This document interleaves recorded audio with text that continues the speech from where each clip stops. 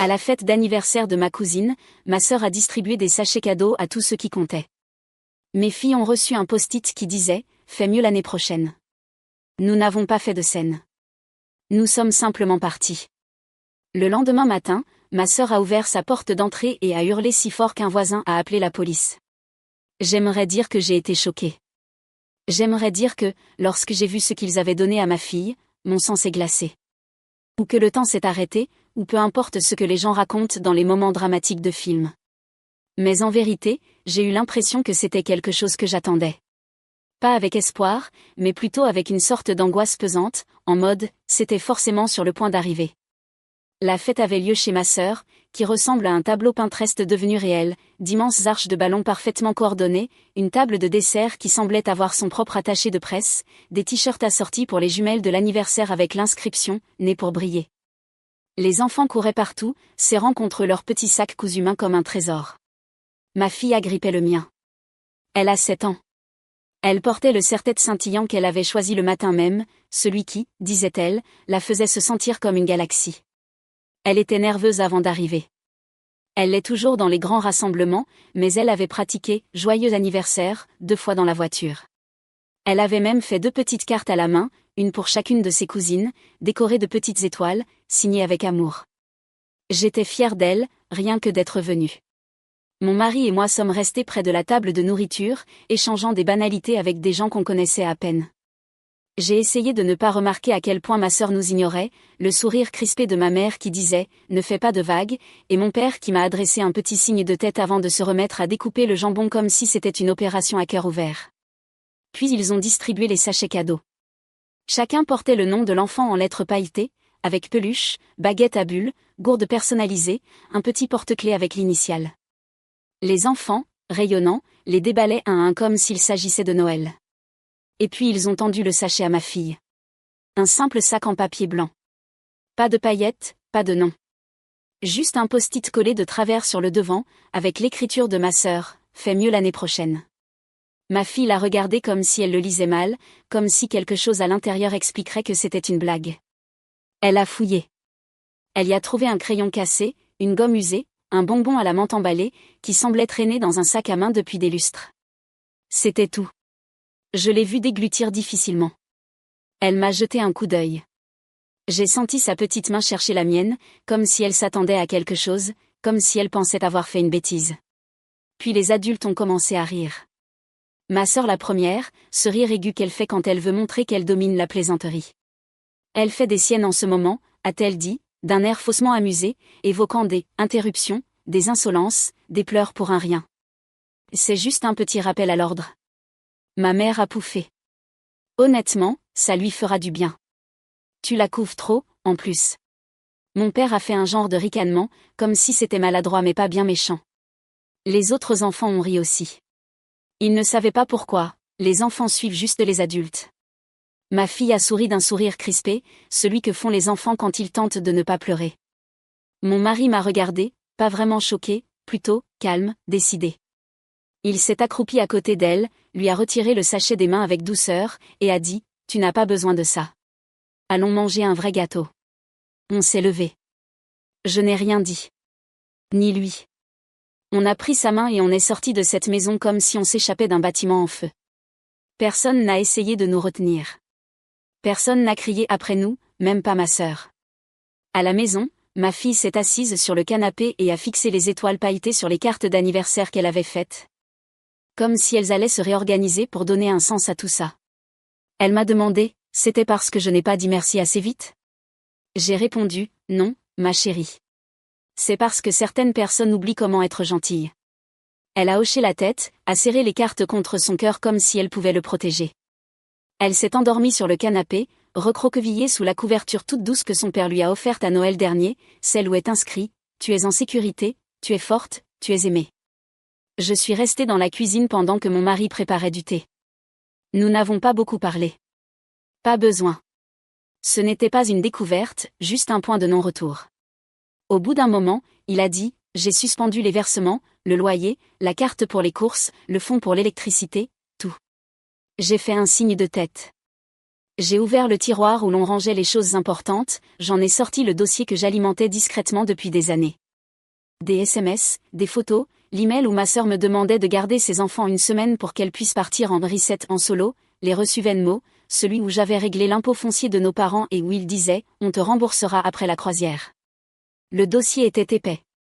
J'y ai ajouté une dernière pièce, le post-it. Fais mieux l'année prochaine. Je l'ai glissé dans une pochette plastique tout en haut. Mon mari me regardait, sans rien dire, mais quand nos yeux se sont croisés, il a hoché la tête, pas comme pour m'accorder quelque chose, plutôt pour dire « enfin ». Demain matin, je dépose ça discrètement, a-t-il dit. Pas de message, pas de confrontation, juste la vérité. Il voulait donner une leçon à notre fille ? Parfait. Eux aussi vont en apprendre une. Ça ne commençait pas avec ma fille. C'est ça, le plus douloureux. Ça n'aurait jamais dû l'atteindre. Elle aurait dû être en sécurité, protégée, aimée par toute la famille, pas seulement par celle où elle est née. Mais ça avait commencé bien avant elle. Avec moi. Grandir dans ma famille signifiait apprendre à jouer un rôle, à se tordre pour devenir la version d'un enfant qui subirait le moins de critiques ce jour-là. Ça voulait dire scruter la pièce avant même de savoir lire. Ça voulait dire que le silence était plus sûr que l'honnêteté, et qu'il était plus facile de faire semblant d'être heureuse que d'expliquer pourquoi on ne l'était pas. Emma a toujours été la préférée. Ça n'a jamais été dit clairement, pas de façon frontale, mais ce n'était pas nécessaire. On l'entendait au ton de voix de mes parents quand ils lui parlaient, à la façon dont ils buvaient ses paroles, même quand elle racontait des banalités, et comment, en comparaison, mes propres réussites étaient accueillies par un vague « c'est bien ». Alors que les moindres petits succès d'Emma étaient célébrés avec gâteaux et 50 messages dans le groupe familial. Je me rappelle, en CE2, être rentrée à la maison avec un certificat d'assiduité parfaite. J'avais lutté contre des rhumes et des maux de ventre pour gagner ce bout de papier. Je l'ai tendu à ma mère, fière, et elle a à peine posé les yeux dessus avant de dire « Emma a eu l'élève du mois ». C'est quand même plus important. Quand j'ai ramené un B+ en maths, matière où je galérais depuis des mois, mon père a dit « Ta sœur n'a jamais eu moins de A ». Quand j'ai décroché le premier rôle dans la pièce de théâtre de l'école, ils ne sont pas venus. Emma avait un match de volley, juste un entraînement, même pas un tournoi, mais c'était important pour elle, alors ils ont dit qu'ils essaieraient de venir à la prochaine représentation. Ils ne sont jamais venus. Les anniversaires, c'était le pire. Mes fêtes étaient toujours jumelées avec celles d'Emma, même si nos anniversaires étaient espacés de presque 2 mois. Mon nom était toujours relégué au second plan sur le gâteau. Un an, ils nous ont offert un seul cadeau à partager, des rollers à la taille d'Emma. J'étais toujours, trop, ou, pas assez. Trop timide, trop exubérante, trop introvertie, trop grande gueule. Je pleurais trop facilement. Je posais trop de questions. Quand je ripostais, on me traitait de « chouineuse ». Je boudais trop. Je ne souriais pas assez. Ou pas de la bonne façon. Il n'y avait pas de coups, pas de cris, juste un bourdonnement constant te faisant sentir que tu ne serais jamais à la hauteur. Puis on te disait que tu étais trop sensible de t'en rendre compte. À 15 ans, je suis rentrée en larmes parce qu'un prof m'avait accusé à tort de tricher. J'étais anéantie. Ma mère m'a répondu « Bah, tu restes toujours dans ton coin. Peut-être que tu as l'air louche.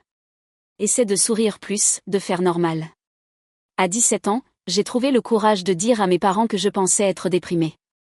Ma mère a levé les yeux au ciel, c'est la mode, non ? Tout le monde se dit déprimé. Tu t'ennuies juste. Trouve-toi un passe-temps. Emma m'a traité de « drama queen » avant de me piquer mon chargeur de téléphone sans jamais me le rendre. Quand je suis partie à la fac, j'étais anesthésiée. Je ne m'attendais pas à ce qu'ils viennent m'installer, et ils n'ont pas failli à ma prédiction. Ils m'ont envoyé une carte une semaine plus tard avec 25 $ et un post-it, ne les gaspille pas. Je ne les ai pas gaspillés. Je suis allée au bout de mes études, j'ai trouvé une thérapie, j'ai appris à mettre des mots sur les choses. Négligence émotionnelle, bouc émissaire, contrôle passif-agressif. Et j'ai appris à les désapprendre. Quand j'ai rencontré mon mari, j'avais toujours peur d'en faire trop. Je m'excusais de pleurer devant un film. Il me tendait juste un mouchoir en disant « C'était un moment poignant, hein ?» Comme si c'était la chose la plus normale du monde. C'était la première personne qui m'ait jamais demandé ce que je voulais pour mon anniversaire et qui est vraiment visé juste. Pas parce qu'il devinait, mais parce qu'il écoutait quand je lui parlais de ma famille. J'ai minimisé, j'ai dit que c'était un peu bizarre, sans plus. Il n'a pas insisté, mais la première fois qu'il les a rencontrés, il a serré ma main sous la table. Après le dîner, il a dit, tu n'exagérais pas. Je les ai laissés revenir dans ma vie. Quand on a une autre fille, je voulais qu'elle ait une grande famille. Des cousines, des fêtes de fin d'année, des grands-parents qui la couvriraient d'affection. Je voulais qu'elle ait ce que je n'avais pas eu. Ça a commencé doucement. Ma sœur critiquant la tenue de ma fille, elle s'habille un peu bizarrement, non? Ma mère insistant pour que ma fille fasse des câlins à tout le monde même si elle ne voulait pas, ne sois pas impolie, ma chérie. Faire un vrai câlin à tonton Bill. Mon père lançant des blagues sur le fait qu'elle était trop fragile parce qu'elle pleurait quand il y avait trop de bruit. Faudra qu'elle se durcisse si elle veut s'en sortir dans cette famille. J'ai essayé d'expliquer. J'ai dit qu'elle avait des défis sensoriels, qu'elle avait besoin qu'on la soutienne, pas qu'on la dénigre, qu'elle faisait de son mieux. Ils ont levé les yeux au ciel. Tu dramatises. Elle va très bien. Emma m'a traité de « maman chasse-neige » et disait que j'élevais une future carpette. Et chaque fois que je fixais des limites, je devenais le problème. La pénible, la trop émotive. Quand je défendais ma fille, c'était toujours la même tactique qu'ils utilisaient sur moi, minimiser, se moquer, faire le vide autour de moi. Parfois ils se liguaient entre eux, c'était pire encore. Et elle veut juste se rendre intéressante, a soufflé une fois ma mère à Emma, ne sachant pas que j'entendais. Laisse-la faire. Comme si défendre mon enfant était un caprice. Et je me taisais. Je me suis tue des dizaines de fois parce que j'espérais qu'il finirait par changer, par l'accepter, qu'il finirait par la voir, elle, vraiment. Mais ils ne voyaient qu'eux-mêmes. Leur besoin de se sentir supérieur, de maintenir la hiérarchie qui les arrangeait. Pour eux, ma fille n'était que la nouvelle cible, la relève de ce qu'ils m'avaient infligé.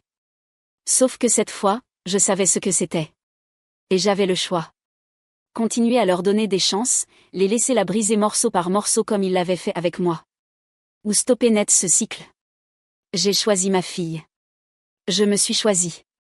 Et demain, ils comprendraient ce que ça signifie. On n'a pas beaucoup dormi cette nuit-là.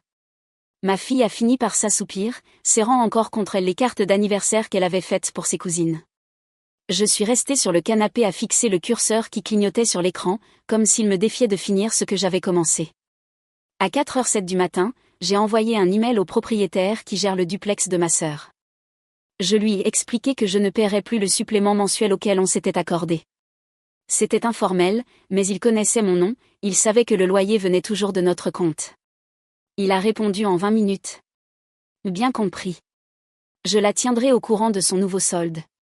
À 4h49, mon mari a rédigé la lettre pour la société de crédit automobile. C'était notre nom sur les documents, notre crédit en jeu, notre argent à l'apport. Emma avait déjà fait 2 défauts de paiement. On était intervenu. Pas cette fois. Cette fois, on se retirait. À 6h02, on a imprimé les textos, les emails, les captures d'écran des conversations de groupe où notre fille était qualifiée de « difficile ». Où Emma écrivait « Elle va finir comme sa mère, hypersensible et épuisante ». On avait même un mémo vocal, un enregistrement de Noël d'il y a 2 ans, ma mère, ignorant que mon mari filmait un moment de famille, chuchotant à Emma « Ne te fatigue pas à lui offrir un truc sympa. Elle n'apprécie jamais rien, de toute façon. » Elle parlait de moi. À 7h, on avait tout mis dans un dossier intitulé « Annoté », relié avec un ruban cramoisi trouvé dans un tiroir à bazar. Le ruban provenait d'un des anniversaires des enfants d'Emma. Je n'avais pas prévu ce détail. Ça nous a juste semblé approprié. À 7h30, on est parti chez ma sœur. Sans un mot, on a déposé l'enveloppe sur le paillasson. Mon mari a appuyé sur la sonnette et on est parti. On était à mi-chemin dans la rue quand on l'a entendu. Le hurlement, débridé. Un son arraché de sa gorge, qui semblait y être retenu depuis des années. Je ne me suis pas retournée. Mon mari a serré un peu plus fort le volant, un instant, il a souri. Plus tard, j'ai appris que le voisin était sorti en robe de chambre, persuadé que quelqu'un s'était blessé. Il a appelé la police en voyant Emma sur la pelouse, rouge de rage, tenant le dossier comme s'il était radioactif. Quand les agents sont arrivés, elle a voulu dire que c'était du harcèlement, que sa sœur folle voulait ruiner sa vie. Ils ont feuilleté le dossier. Puis, calmement, ont déclaré que c'était une affaire civile, rien d'illégal, rien qui nécessitait une intervention. Juste la vérité. Vers midi, mon téléphone a explosé. 38 messages de ma sœur. Les premiers étaient en majuscules, un flot de rage. T'es malade ou quoi? Tu trouves ça drôle? Puis la culpabilisation. On est une famille. Tu peux pas nous faire ça. Puis les supplique. S'il te plaît. Tu ne peux pas arrêter de payer pour une simple blague. Puis les menace. Si tu ne retires pas ça, tu vas le regretter. Ma mère m'a appelé 4 fois. Elle a laissé un message la 3e fois. Tu vas trop loin. Cette famille a toujours eu des soucis, mais là, tu mets le feu aux poudres. Qu'est-ce que tu veux qu'on fasse? Sa voix exprimait plus de colère que de regret. Je n'ai pas répondu. À la place, j'ai envoyé la version numérique du dossier à la famille élargie, oncle, tante, cousin. Sans commentaire, juste un objet de mail, au cas où vous vous demanderiez pourquoi nous ne venons plus. À la fin de la journée, j'avais 20 réponses. La moitié, c'était des variations de « je ne savais pas ». Une cousine m'a simplement écrit « bien joué ». Le vrai chaos a commencé 2 semaines plus tard. Le propriétaire a tenu parole. Emma avait 30 jours pour payer la totalité ou dégager. La société de prêt a bloqué la voiture. Ces retards de paiement ont déclenché un examen. Mon mari a eu un petit sourire en voyant la notification. Mes parents ont appelé mon mari, pas moi. Elle ne nous écoutera pas, a dit ma mère. Peut-être qu'elle t'écoutera, toi. Dis-lui qu'on est désolé. Dis-lui qu'elle n'est pas obligée de faire ça. Il a répondu la vérité, elle ne vous fait rien. Vous vous êtes fait ça tout seul. Le lendemain matin, ils se sont pointés chez nous. Ma fille les a vus à travers la fenêtre. Son visage est devenu tout pâle. Je suis sortie, j'ai fermé la porte derrière moi, sans les laisser entrer. On veut juste discuter, a dit mon père. Ça devient n'importe quoi. Non, ai-je répondu. Ça s'appelle des conséquences. Ma mère a essayé de pleurer. Sans larmes. Je n'ai pas cédé. Ils ont laissé une carte dans la boîte aux lettres, une de ces cartes de condoléances génériques. À l'intérieur, ils avaient écrit « Notre famille nous manque ». Je l'ai renvoyé avec un post-it, moi aussi. Puis je suis rentrée. Où ma fille lisait sur le canapé, les jambes sous une couverture, l'air serein. Elle m'a demandé « Ils étaient en colère ?» J'ai secoué la tête. Ils étaient bruyants. Ce n'est pas pareil. Elle a hoché la tête. Ce soir-là, mon mari nous a emmenés manger une glace. On n'a pas vraiment fait la fête.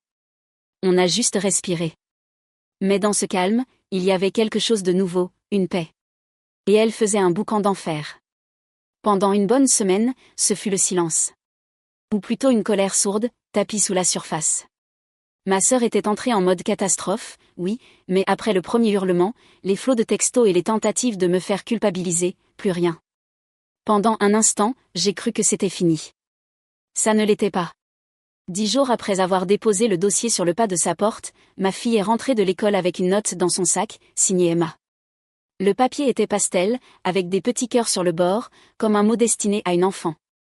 Le message disait, en gros, si un jour tu es triste ou perdu, souviens-toi que Tata Emma t'aime. Tu peux m'appeler quand tu veux, même si ta maman dit non. Ma fille a levé les yeux vers moi, l'air perplexe. J'ai fait quelque chose de mal?